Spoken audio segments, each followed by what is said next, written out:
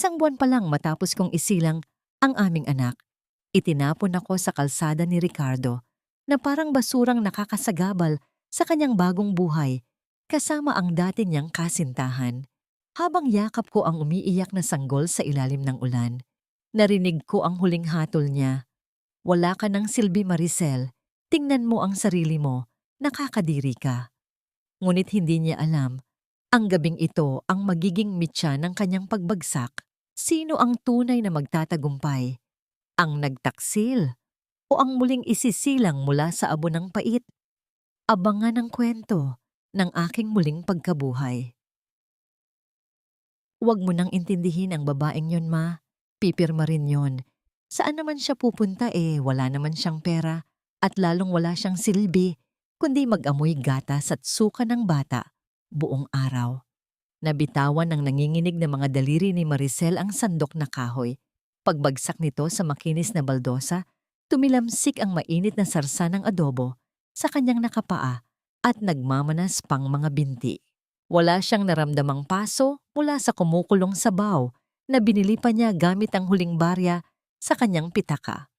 Mas nakapapaso ang lamig na biglang gumapang sa kanyang buong pagkatao, pinapatay ang bawat pintig ng kanyang puso. 1 buwan pa lamang ang nakalilipas mula nang isilang niya si Liana. Sariwa pa ang tahi sa kanyang sinapupunan, kumikirot sa bawat hakbang at pag-ikot niya sa kusina.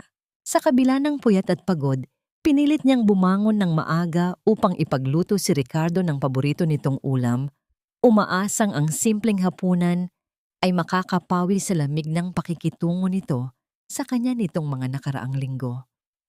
Subalit habang nakatayo siya sa likod ng malaking haligi ng kanilang sala, yakap-yakap ang sarili sa ilalim ng kupas niyang duster, naramdaman niyang gumuho ang buong mundo na kanyang itinayo.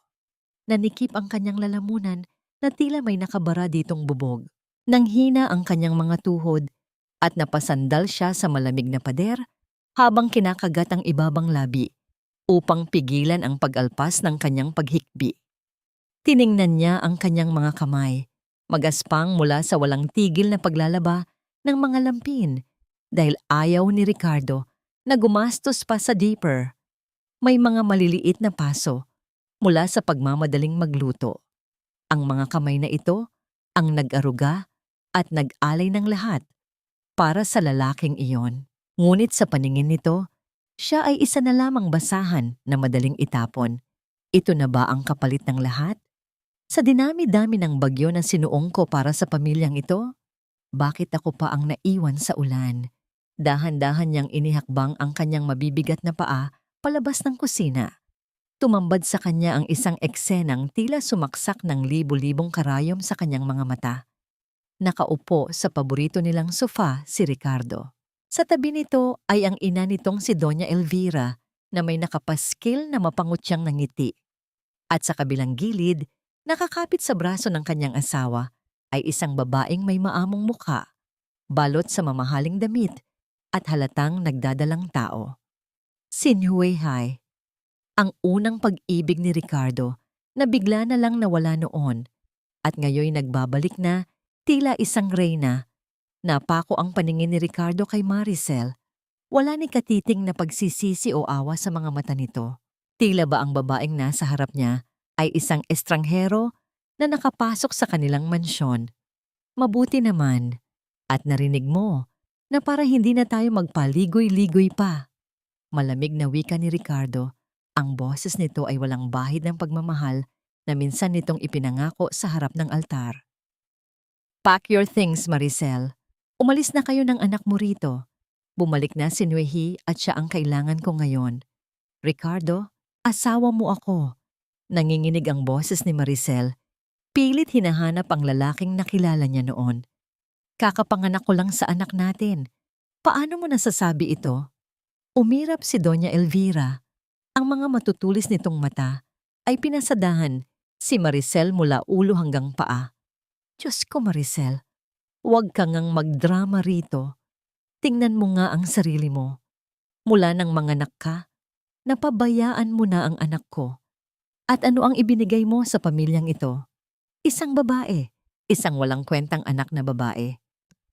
Kasabay ng masasakit na salitang yon, dahan-dahang hinaplos ni Nuehi ang kanyang umbok na tiyan. Tumingala ito kay Ricardo ng may paglalambing.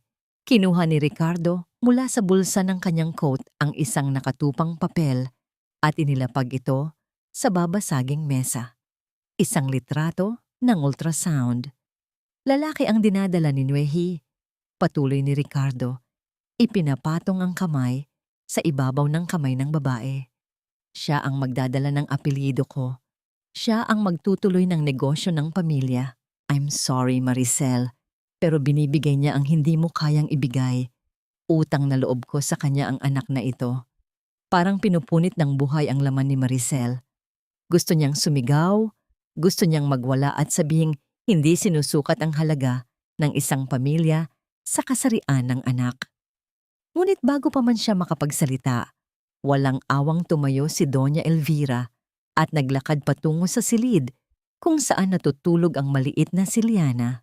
Sa ilang iglap lang, lumabas ang matanda bitbit ang dalawang lumang bagahe na naglalaman ng mga mumurahing damit ni Maricel at inihagis ito sa sahig, papalapit sa mismong paanan niya. Bumagsak ang mga ito, kasunod ang pagkalat ng ilang pira-pirasong lampin sa malinis na karpet. Mula sa kwarto, umalingaw-ngaw ang matinis at nagmamakaawang iyak ng isang sanggol na nagising mula sa payapang pagtulog. Ang iyak ni Liana ay tila kumalmot sa pinakailalim ng kaluluwa ni Maricel. Nakalimutan niya ang sakit ng kanyang tahi. Nakalimutan niya ang hiya. Tumakbo siya patungo sa silid at mahigpit na niyakap ang kanyang nag-iisang anak. Binalot niya ang maliit na katawan nito sa isang manipis na kumot.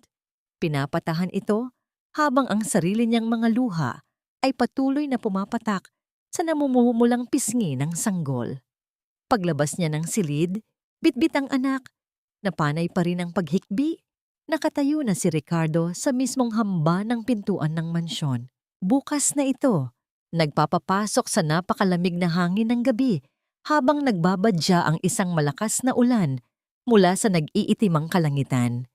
May hawak na isang manipis na folder ang kanyang asawa. Piratahan mo ito, utos ni Ricardo habang iniaabot ang formal na dokumento. Annulment papers at isang waiver ng pagtalikod ko sa lahat ng responsibilidad kay Liana. Babayaran kita ng sapat para makapagsimula kayo, pero mula ngayon, wala na kayong connection sa akin. Hindi ko siya anak. Tinitigan ni Maricel ang folder at pagkatapos ay tiningnan ng lalaking minsan niyang sinamba. Ang amoy ng mamahaling pabango ni Nuehi na umaalingasaw sa buong sala ay tila nakikipaglaban sa amoy ng gatas sa damit ni Maricel. Hinawakan niya ng mas mahigpit ang kanyang anak, ang tanging yaman na natitira sa kanya.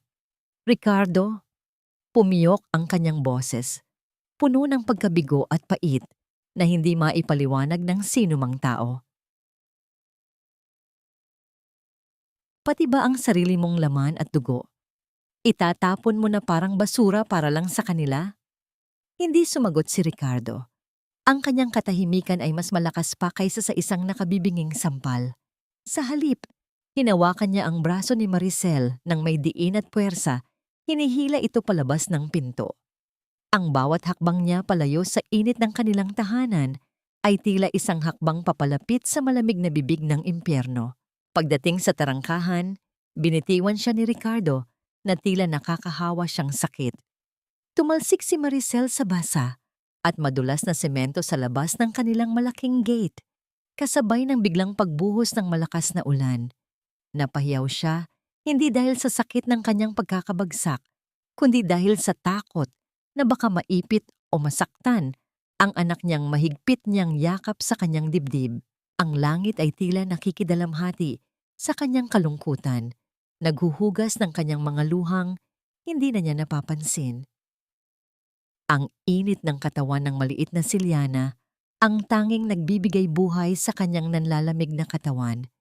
Ginamit niya ang sarili niyang likod bilang bubong, yumukod upang protektahan ang kanyang sanggol mula sa bugso ng ulan at hangin. Hinahayaan ang bawat patak na tumama sa kanya na parang latigo. Ang kanyang duster na manipis ay naging basang-basa, dumidikit sa kanyang balat, ipinapakita ang kanyang katawang nagbago matapos manganak. Isang katawang kinasusuklaman na ngayon ng lalaking pinag-alayan niya ng lahat. Sa di kalayuan, ang pinto ng mansyon ay isinara nang may malakas na kalabog. Ang tunog nito ay tila isang hatol ng kamatayan sa lahat ng kanyang mga pangarap.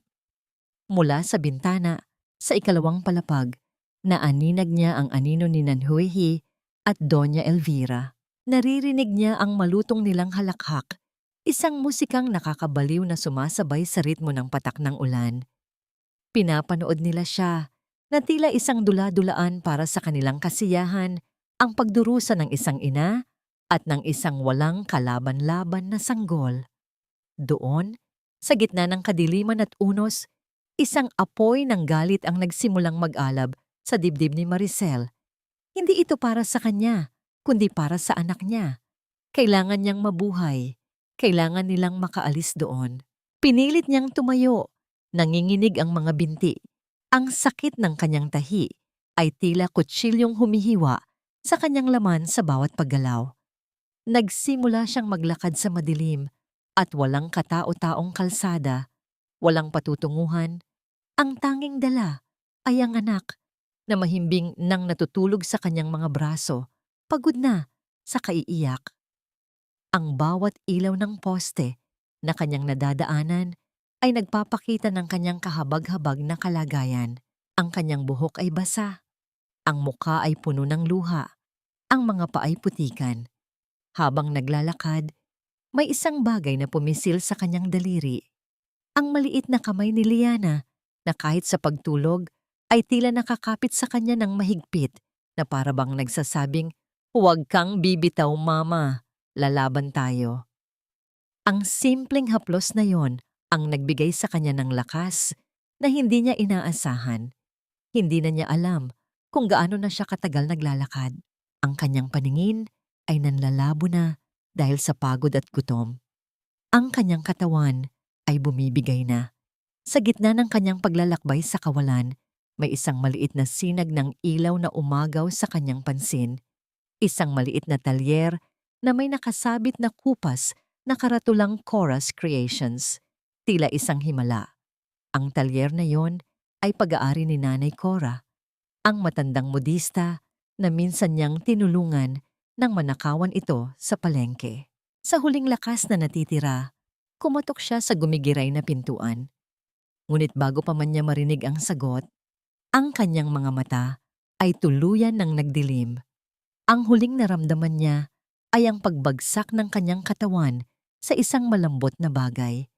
At ang huling nakita niya ay ang liwanag mula sa headlight ng isang itim na sasakyang biglang huminto sa kanyang harapan.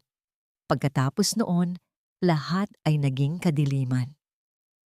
Nagising si Maricel sa amoy ng mainit na sabaw ng malunggay at sinaing na kanin. Ang liwanag na tumatagos sa manipis na kurtina ay malumanay na dumadampi sa kanyang mukha.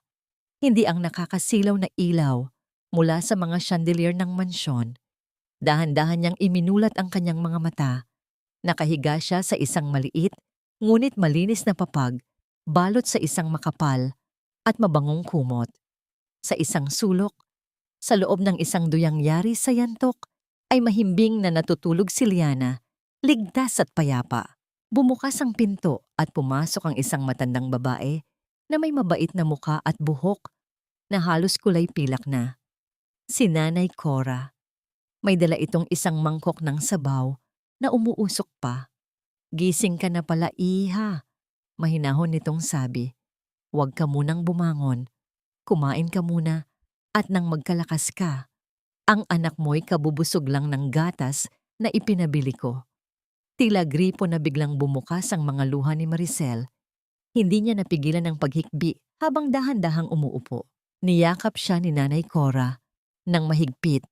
Isang yakap ng isang ina na matagal na niyang hindi naramdaman. Sa dibdib ng matanda, ibinuhos ni Maricel ang lahat ng sakit, lahat ng pait, lahat ng takot na kanyang kinimkim. Ikinuwento niya ang bawat detalye ng kanyang pagdurusa. mula sa panlalamig ni Ricardo hanggang sa pagtataboy sa kanila sa ilalim ng ulan. Hindi nagsalita si Nanay Cora. Hinayaan lang niya si Maricel na ilabas ang lahat habang marahan nitong hinahaplos ang kanyang likod. Nang mahimasmasan si Maricel, kumuha ang matanda ng isang basong tubig. Ang mga lalaking duwag ay nagtatago sa likod ng palda ng kanilang mga ina at ng kayamanan ng kanilang mga ama. Wika ni Nanay Cora, may kakaibang talim sa kanyang boses. Hindi kawalan sa iyo si Ricardo, Maricel. Ang tunay na kawalan ay nasa kanya. Habang kumakain si Maricel, dahan-dahang nagdatingan ng ilang kapitbahay. May dalang isang supot ng pandesal, may isang lata ng gatas, at may isa namang nag-abot ng ilang pirasong damit pambata. Sila ang mga marites na madalas niyang nakikita sa palengke. Ngunit ngayon, sa kanilang mga mata, wala ang mapanuring tingin, kundi purong pakikiramay. Ang balita ng kanyang paghihirap ay mabilis kumalat at ang kanilang komunidad, kahit hindi mayaman, ay nagbukas ng kanilang mga puso para sa kanya.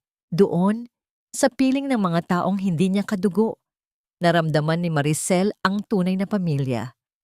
Tinanggap niya na wala na siyang babalikan sa mansyon.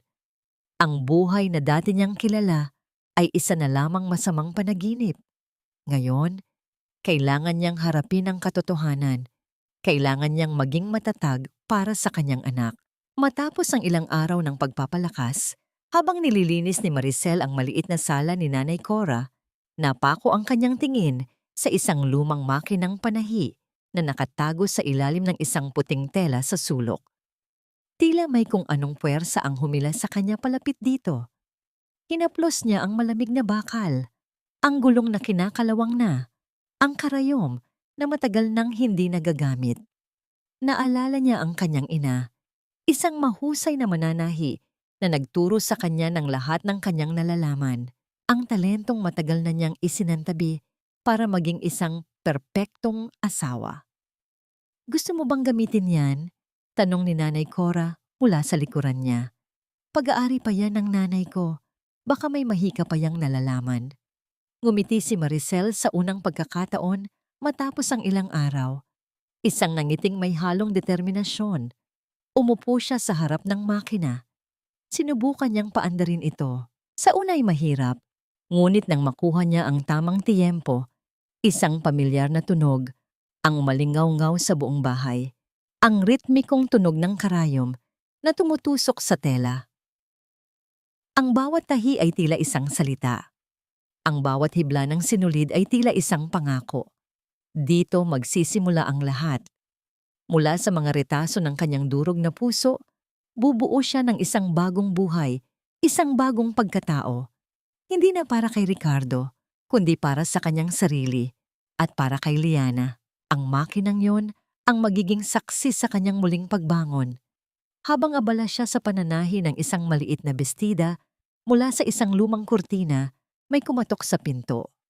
Isang kartero ang nag-abot ng isang sobrang kulay kape. Kinakabahan na niya itong binuksan. Nanggaling ito sa abogado ni Ricardo. Nanginginig ang kanyang mga kamay habang binabasa ang laman. Isang formal na petisyon para bawiin ang apelyido ni Ricardo kay Liana sa kadahilanang may duda siya sa pagiging ama nito. Ang papel ay tila naging yelo sa kanyang mga kamay. Akala niya wala nang masasakit pa sa pagtataboy sa kanya. Ngunit ang pagkakait ng pagkilala sa sarili niyang anak, iyon ang pinakamatinding sampal na natanggap niya sa buong buhay niya. Parang apoy na kumalat ang galit sa buong sistema ni Maricel. Ang dating luhang puno ng awa sa sarili ay napalitan ng mga matang nagbabaga sa determinasyon. Pinunasan niya ang kanyang pisngi. Itinupi niya ang liham at itinago ito sa isang lumang baul. Hindi ito ang panahon para umiyak. Ito ang panahon para lumaban. Lumipas ang 6 na buwan. Ang bawat araw ay isang pakikibaka. Sa umaga, isinusukbit ni Maricel si Liana sa isang alampay sa kanyang likod habang naglalako ng mga tahi niyang damit pambata sa siksikang palengke. Ang amoy ng piniritong isda, pawis ng mga tao, at alikabok ng daan ang naging pabango ng kanyang bagong buhay. Sa gabi, sa liwanag ng isang maliit na bombilya, siya ay nananahi hanggang madaling araw. Ang tunog ng makina, ang nagsisilbing oyayi sa natutulog niyang anak. Ang dating malambot niyang mga kamay ay nagkaroon na ng kalyo. Ngunit ang bawat kalyo ay isang medalya ng kanyang pagsisikap. Isang hapon, habang nag-aayos ng paninda, napatingin siya sa isang maliit na telebisyong nakasabit sa tindahan ng bigas sa tapat. Natigilan siya. Ang mukha ni Ricardo, makisig at nakangiti, ang bumungad sa kanya. Pinararangalan ito bilang Businessman of the Year. Sa tabi niya, nakakapit ng mahigpit, ay si Noe Hai. Malaki na ang tiyan at nagniningning sa suot nitong diamante. Nagpalakpakan ang mga tao sa telebisyon. Pakiramdam ni Maricel, sinasaksak siya ng paulit-ulit. Doon, sa gitna ng ingay ng palengke, naramdaman niya ang napakalaking agwat sa pagitan ng kanilang mga mundo. Sila ay nasa langit, habang siya ay nananatili sa lupa. Nagkukumahog para sa bawat sentimo. Kinabukasan, may isang espesyal na order na dumating para kay Maricel. Isang malaking butik sa isang mamahaling mall ang nagkagusto sa kanyang mga disenyo. Ito na ang pagkakataon niyang umangat. Habang bitbit ang isang malaking kahon ng mga damit na kanyang i-deliver at si Liana na nasa kanyang bisig, pumasok siya sa mall na iyon, isang lugar na dati niyang madalas puntahan kasama si Ricardo.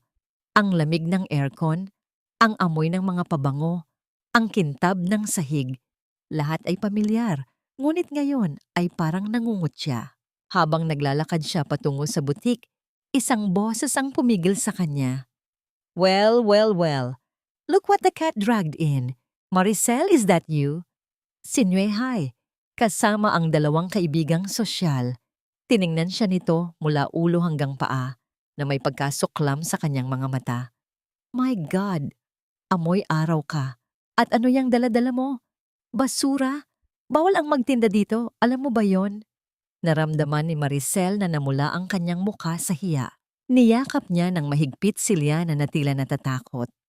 At para lalong saktan ang kanyang damdamin, lumabas mula sa isang katabing jewelry store si Ricardo. Nakita siya nito. Ngunit ang mga mata nito ay walang anumang emosyon. Malamig. Malayo. Tila ba siya ay isang langaw na dumapo sa isang malinis na pader. Isang bagay na dapat iwasan at pandirihan. Tinalikuran siya nito at inakay si Nuehi palayo.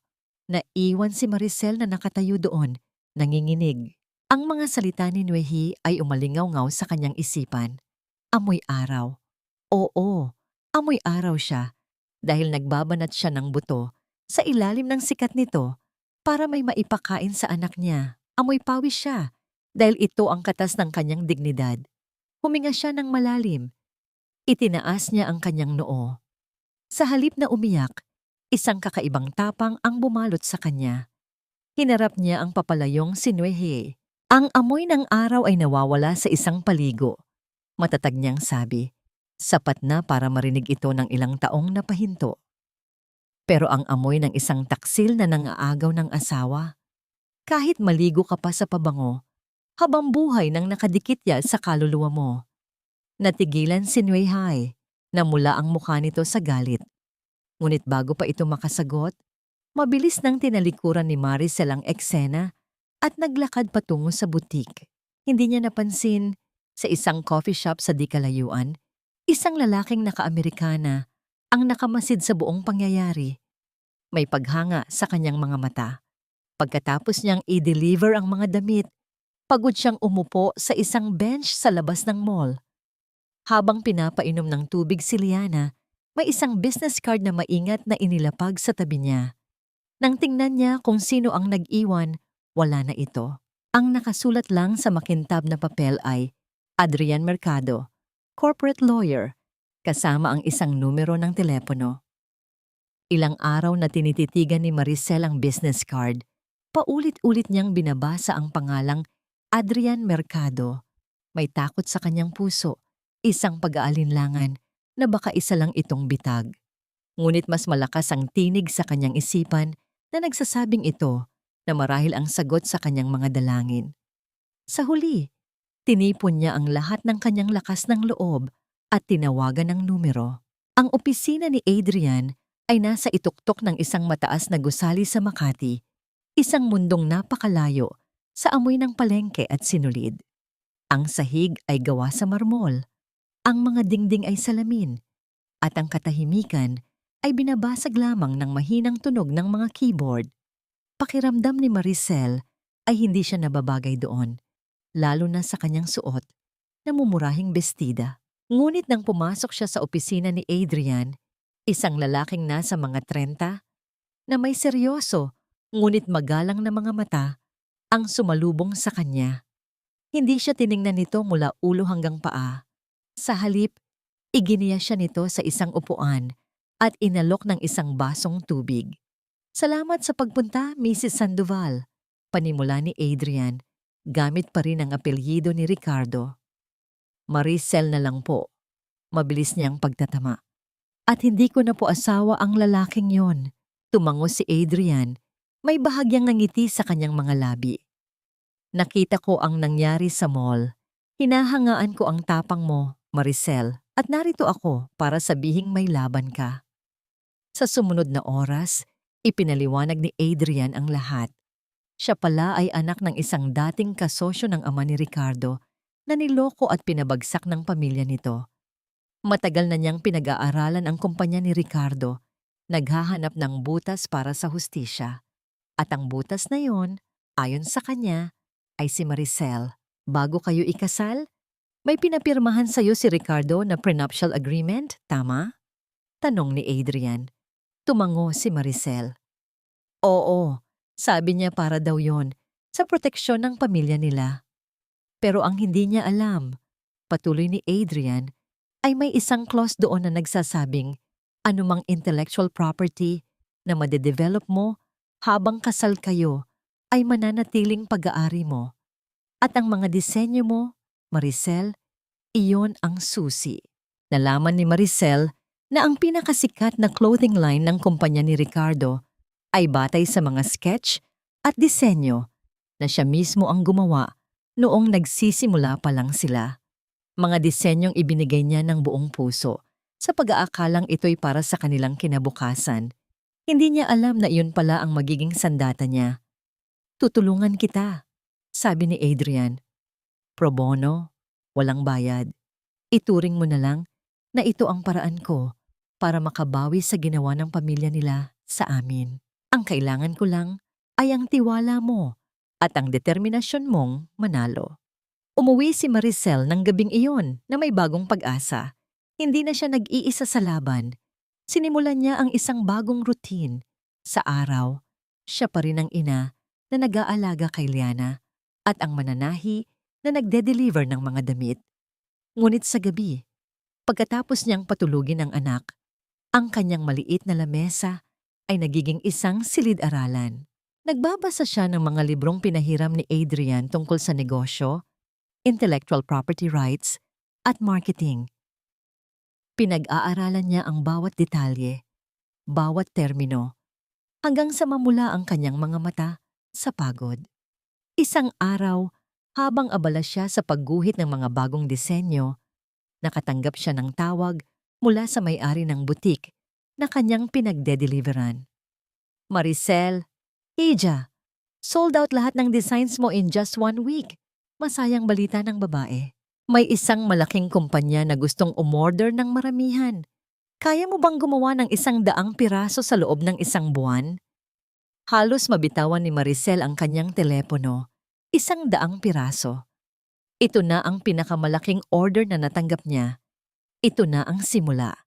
Ito na ang unang hakbang palayo sa putik.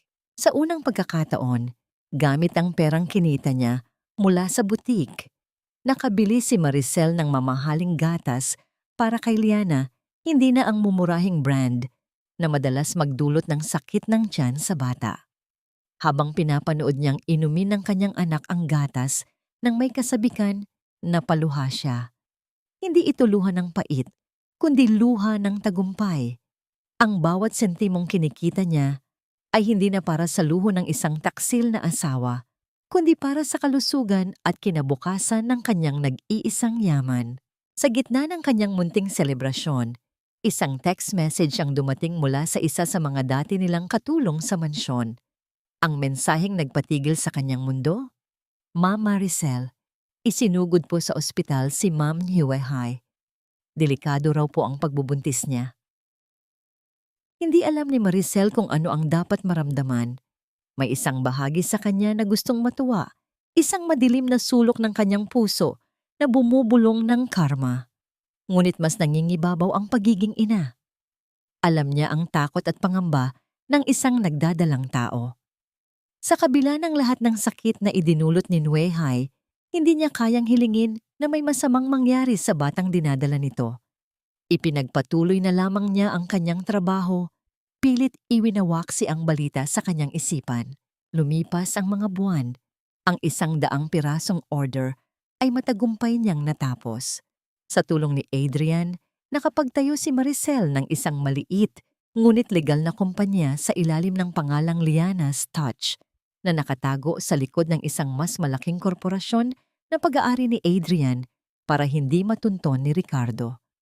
Ang kanyang mga disenyo na pinagsamang moderno at tradisyonal na Pilipino ay unti-unting nakilala sa industriya. Mula sa pagiging isang naglalako sa palengke, siya na ngayon ang nagmamay-ari ng isang maliit na pagawaan na nagbibigay trabaho sa iba pang mga single mothers sa kanilang komunidad. Samantala, sa mansyon ng mga Sandoval, ang dating masayang tahanan ay naging isang malamig na palasyo ng pagdududa. Nanganak si Nuehai, isang malusog na sanggol na lalaki. Ngunit habang lumalaki ang bata, unti-unting napapansin ng lahat, lalo na ng mga matatalas na mata ng mga marites sa alta sosyedad, na wala itong kahit katiting na hawig kay Ricardo. Ang bata ay may singkit na mga mata at maputing balat, malayo sa morenong kutis at bilugang mga mata ng mga Sandoval. Kasabay nito, ang kumpanya ni Ricardo ay nagsimulang makaranas ng sunod-sunod na pagkalugi. Isang misteryosong kakumpetensya ang biglang sumulpot, naglalabas ng mga disenyong halos kapareho ng kanilang bestseller. Ngunit mas maganda ang kalidad at mas mura ang presyo. Ang mga kliyente ay unti-unting lumilipat.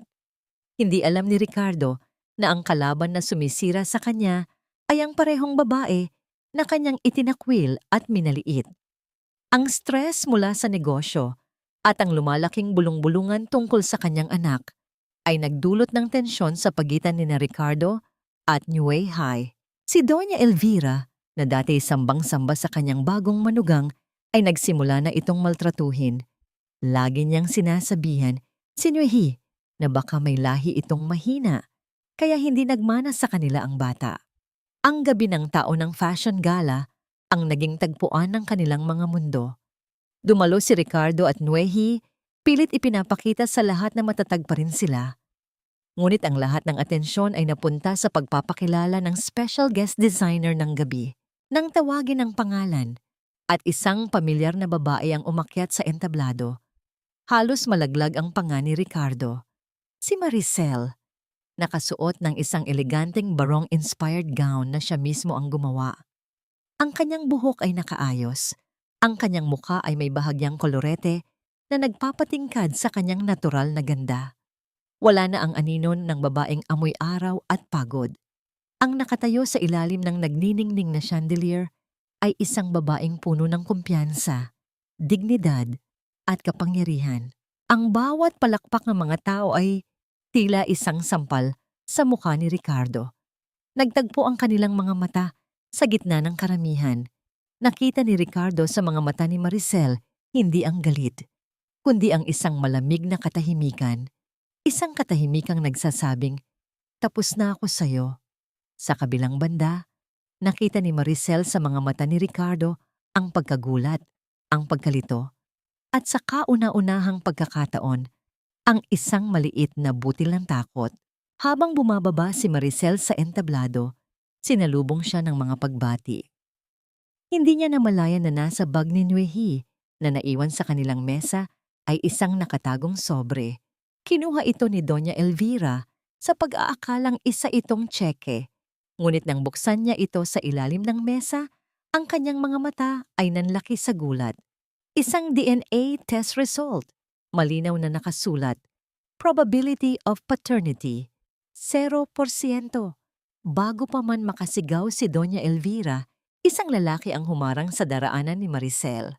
Si Ricardo. Ang kanyang boses ay nanginginig. Maricel, ikaw ba talaga yan? Tanong nito. Tila hindi makapaniwala. Kailangan nating mag-usap. Tinitigan ni Maricel si Ricardo. Ang dating takot at panginginig ay napalitan ng isang kalmadong distansya. Wala na tayong dapat pag-usapan pa, Ricardo. Ang lahat ng sasabihin mo ay huli na ng 7 buwan. Tinalikuran niya ito at naglakad palayo. Ngunit ang gabi ay hindi pa tapos. Sa kanilang mesa, hinarap ni Doña Elvira si Nuehay. Nanginginig ang kamay na hawak ang resulta ng DNA test. Ano ito, Nuehi? Ano ang ibig sabihin nito? Pasigaw, ngunit pabulong nitong tanong. Namutla si Nuehay. Sinubukan niyang agawin ang papel, ngunit huli na ang lahat. Nakita na rin ito ni Ricardo.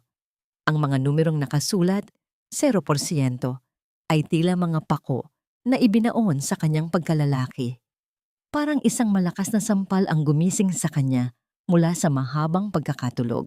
Ang anak na ipinagmalaki niya, ang tagapagmanang ipinalit niya sa sarili niyang dugot laman, ay hindi pala kanya. Ang mansyon ng mga Sandoval ay naging isang arena ng sigawan at sisihan ng gabing iyon. Inamin ni Nuehi ang lahat.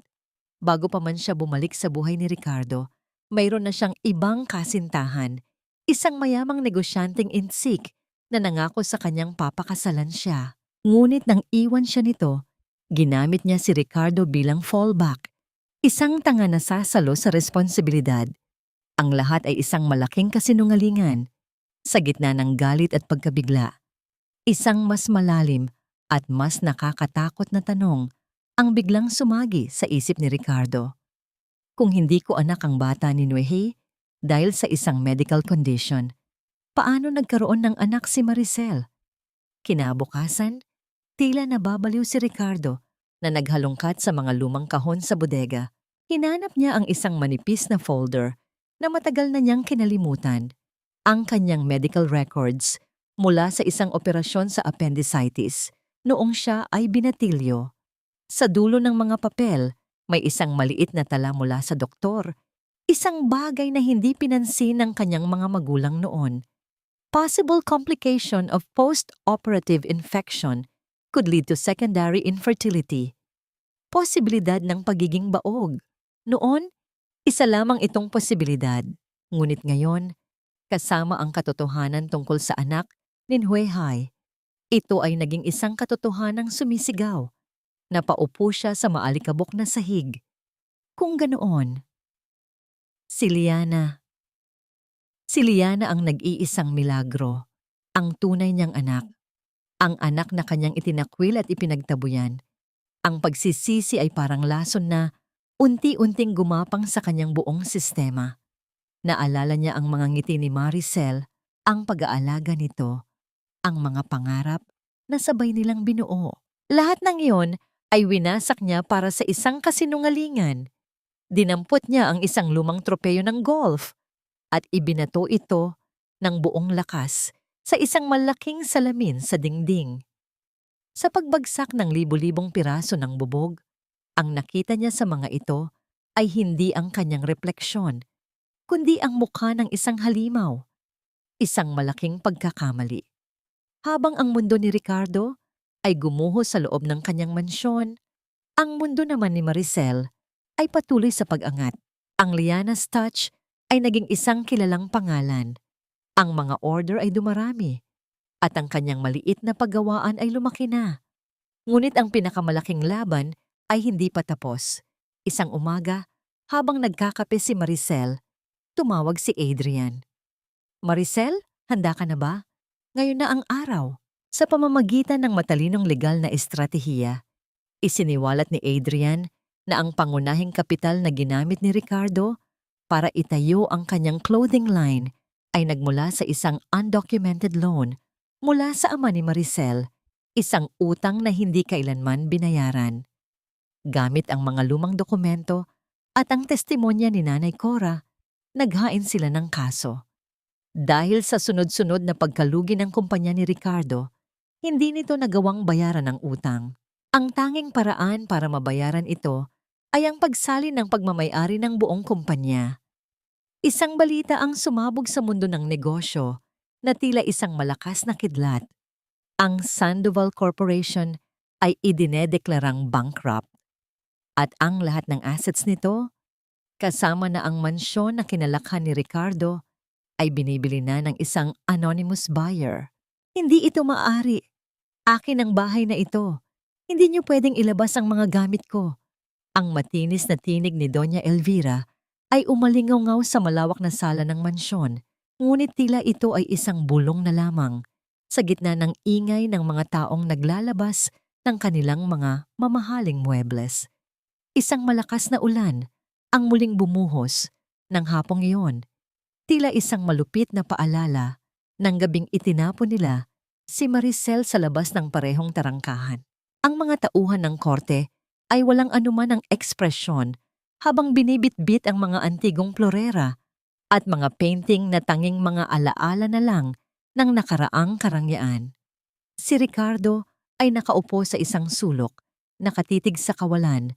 Ang kanyang mga kamay ay nanginginig habang hawak ang huling piraso ng papel na nagpapatunay na wala na siyang pag-aari kahit isang sentimo. Isang itim at makintab na sasakyan ang dahan-dahang huminto sa harap ng mansyon. Sa gitna ng buhos ng ulan, bumukas ang pinto at lumabas ang isang babaeng nakasuot ng puting business suit. May dalang payong na tila isang korona sa kanyang itaas. Ang bawat hakbang niya sa basa at maputik na semento ay may dalang awtoridad at dignidad. Nang pumasok si Maricel sa loob ng sala, biglang tumahimik ang lahat. Ang tanging naririnig ay ang mahinang tunog ng kanyang mga takong sa marmol na sahig. Tumingala si Doña Elvira, ang kanyang mga mata ay nanlaki sa gulat at galit. "Ikaw?" Sigaw ng matanda habang dinuduro si Maricel. "Ikaw ang anonymous buyer? Paano mo nagawa ito sa amin? Maricel, pamilya tayo, di ba?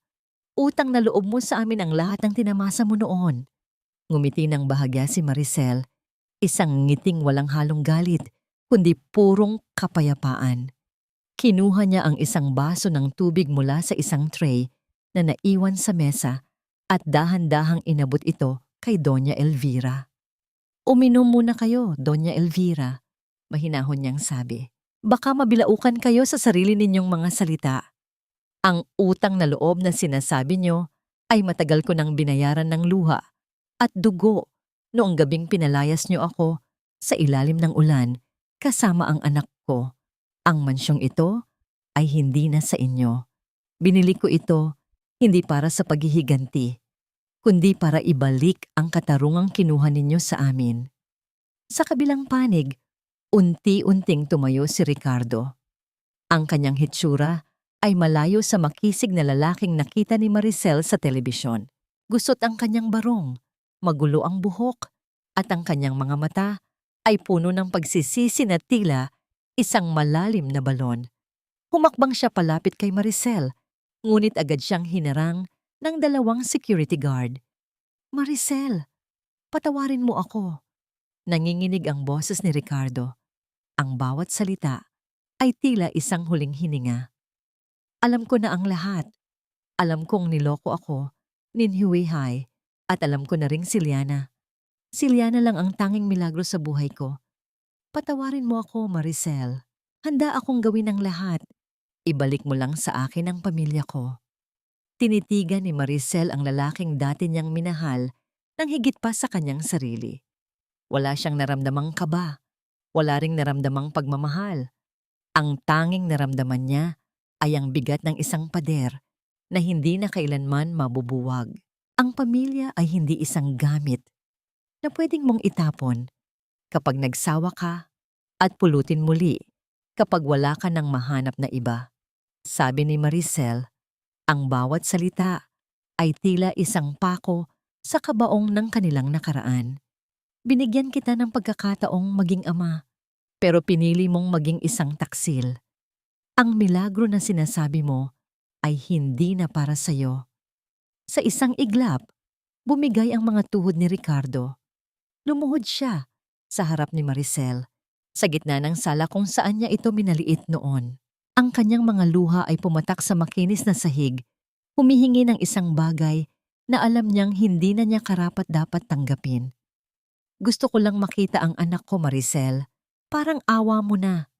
Kahit sandali lang, pagmamakaawa niya habang nakayuko.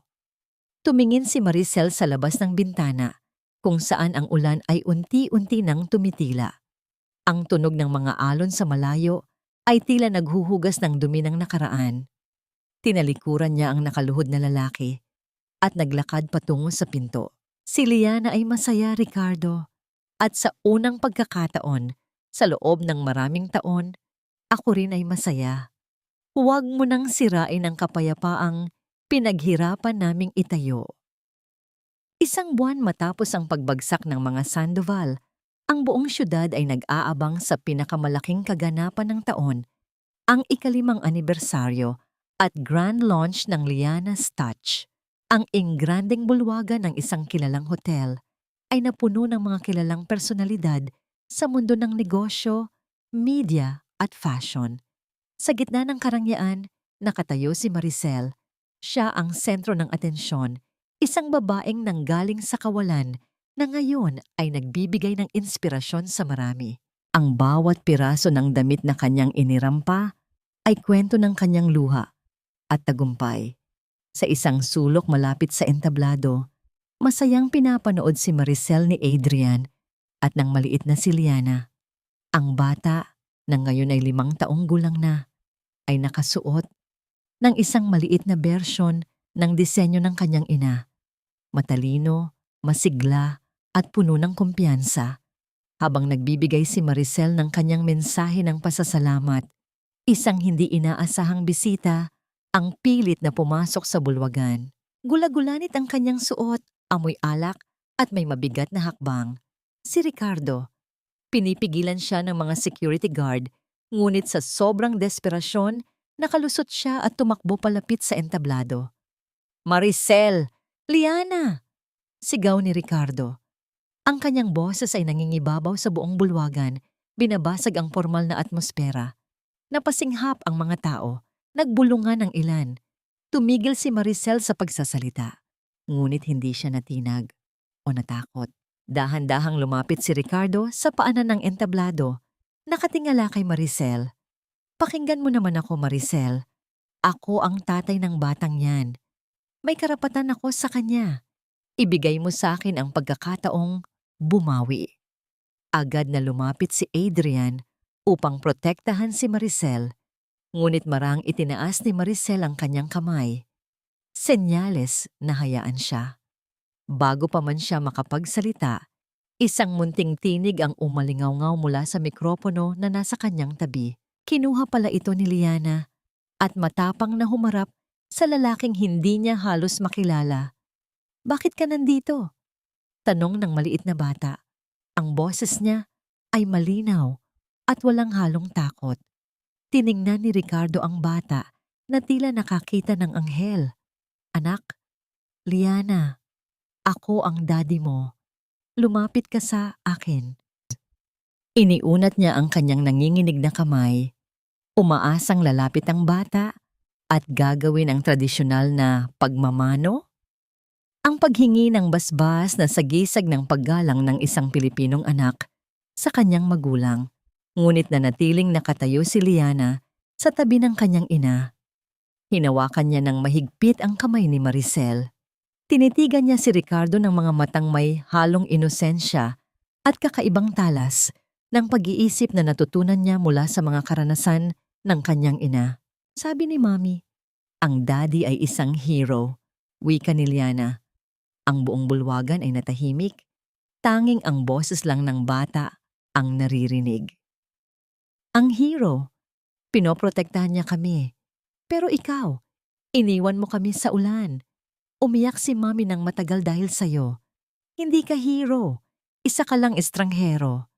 Ang mga salitang iyon ay tila isang balang tumagos sa pinakagitna ng puso ni Ricardo.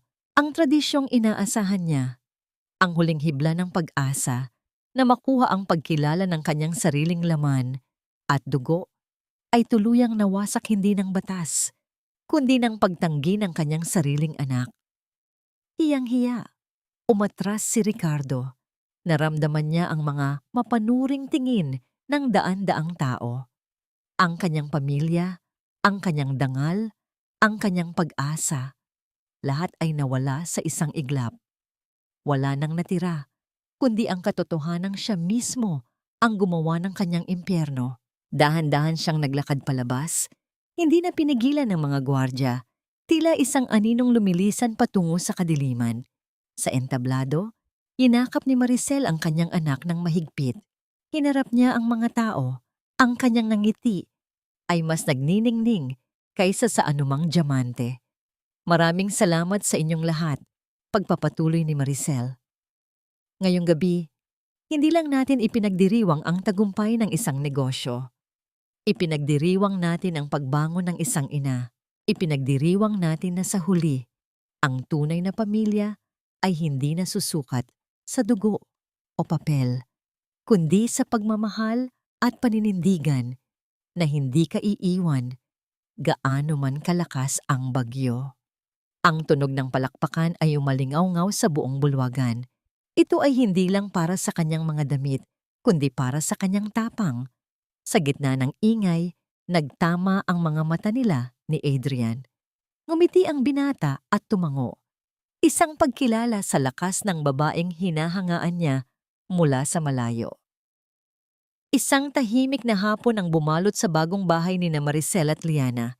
Ito ay hindi kasing laki ng mansyon ng mga Sandoval, ngunit ito ay punong-puno ng init, tawanan, at pagmamahal. Nakatayo ang bahay sa isang mataas na bahagi ng syudad, kung saan tanaw ang malawak na dagat. Ang hangin ay amoy asin at kalayaan, isang malaking pagkakaiba sa amoy ng takot at luha noong mga unang araw niya sa talyer ni Nanay Cora.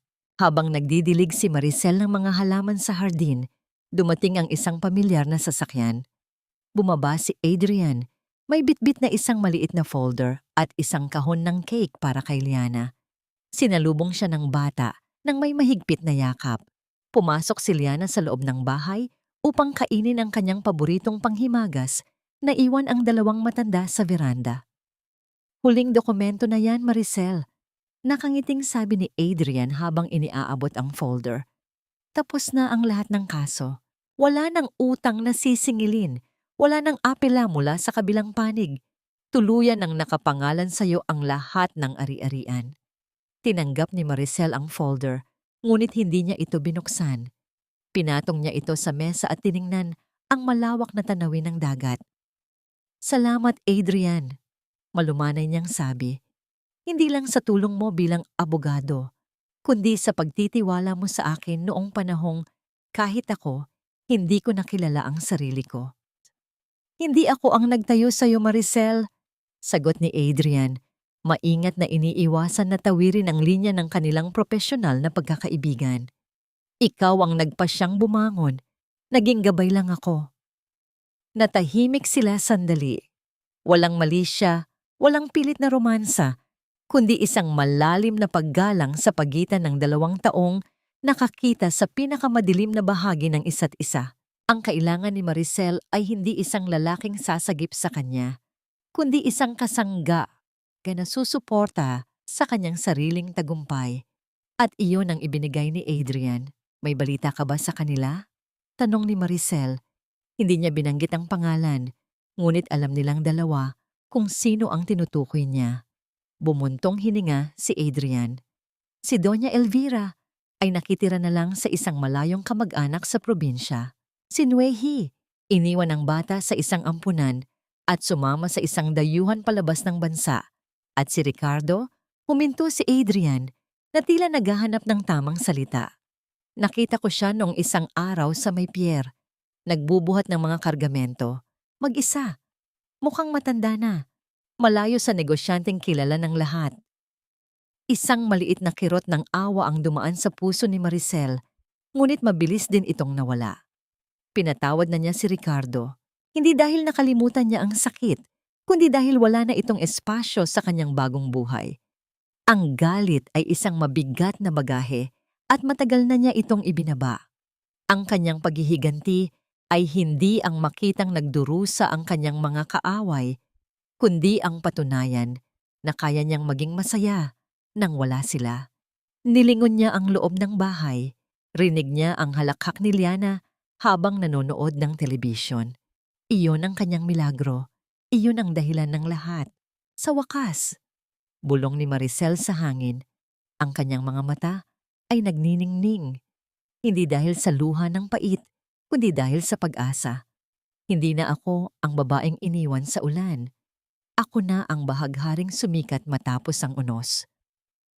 Lumubog ang araw, nagpinta ng kulay kahel at ginto sa kalangitan. At sa unang pagkakataon, naramdaman ni Maricel na buong-buo na siya. Walang kulang, walang labis. Siya si Maricel, isang ina, isang negosyante, isang babaeng nagtagumpay sa sarili niyang mga paa. Tama, Tani.